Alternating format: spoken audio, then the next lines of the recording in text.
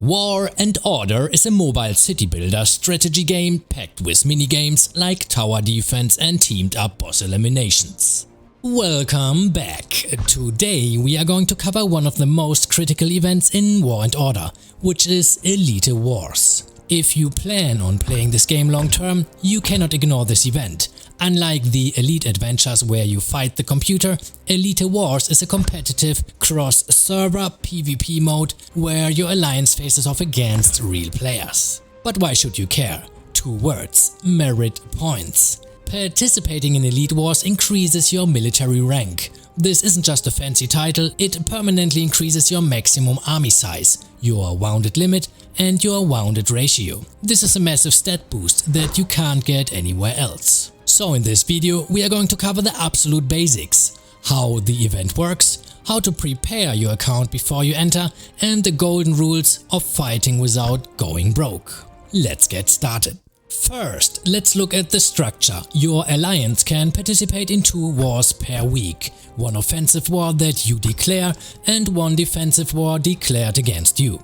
If you are an R4 or R5, make sure you set your truce times. This prevents enemy alliances from declaring war at you at, let's say, 4 AM when everyone is asleep. Once the battle begins, the objective is simple. Occupy the enemy main castle before they occupy yours, and the battle has 45-minute time limit. Now, one of those 2 conditions needs to be fulfilled in order to win. Condition A: if a team captures the enemy base, the war ends instantly. Condition B: if 45 minutes run out and nobody has taken a base, the winner is the alliance holding the most territory, meaning the number of towers and castles you control. Crucial note: Elite Wars is a safe event for your troops, but not for your inventory. Any troops killed here are instantly returned to you after the event ends. However, the speed ups you used to heal them during the fight are gone forever. You are trading speed ups for merits. Preparation starts before you even click the join button. Once you enter the Elite War map, you cannot use items from your bag. Rule number 1: buff first. Pop your attack and defensive buffs before you enter the map. If you forget, you will be fighting naked for 45 minutes. Rule number 2: the march setup. This is the most common mistake new players do. You need to create preset marches specifically for Elite Wars. Standard advice is to ensure your marches including mages. In War and Order, your march moves at the speed of your slowest unit. Mages are the slowest. If half your alliance sends cavalry and the other half sends mages, the cavalry players will arrive at the target first, get slaughtered alone, and then the mages will arrive and die too. By putting mages in everyone's march, you standardize the speed so everyone hits the exact same second. Now let's talk about gameplay. When you are on the map, you move by clicking a tower or castle by selecting march. You can only move to buildings connected to the one you currently occupy.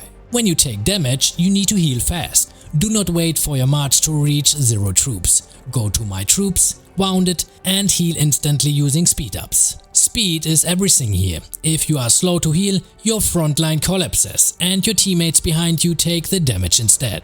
The recall button. In the top left corner there is a recall button. This instantly teleports your march back to your base. It is free the first time, but costs gems after that. A warning: you cannot use recall if you are already in a battle. You have to use it before the enemy catches you. Use this if you realize you are marching into a trap.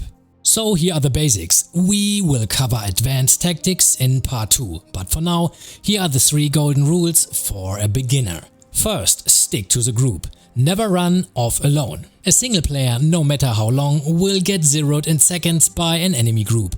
Follow the blue arrows of your teammates. Second, the main group never retreats. Your alliance will likely split into a main group, the big blob in the middle, and flankers, the strong players on the sides. If you are in the main group, your job is to push the middle lane. If your base is getting attacked, do not turn around. That is the flanker's job. If the main group turns around to defend, you lose all your forward momentum and you will likely lose a war. Third, respect the teammates. Your commander will call out targets in chat, usually with a time, like Castle 8 at 30:20. This means you must time your march to land exactly at 3 minutes and 20 seconds. Do not go early. Arriving early means you fight 1 versus 50. Arriving together means you fight 50 versus 50. And that's so far for at least the basics. I'm going to cover the more advanced stuff in a second video. So let's summarize.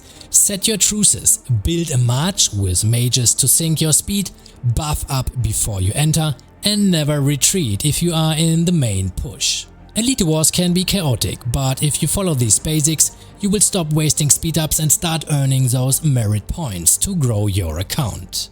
As mentioned in the next video, we're going to cover advanced tactics. We will talk about blocking, to trap enemies, using choke points, and how to manage attrition wars against stronger alliances. See you in part 2. If you haven't downloaded War and Order yet, use the link in the description to support the channel. If you enjoyed this guide, drop a like and subscribe. Check out my other videos for War and Order, and I will see you on the next one.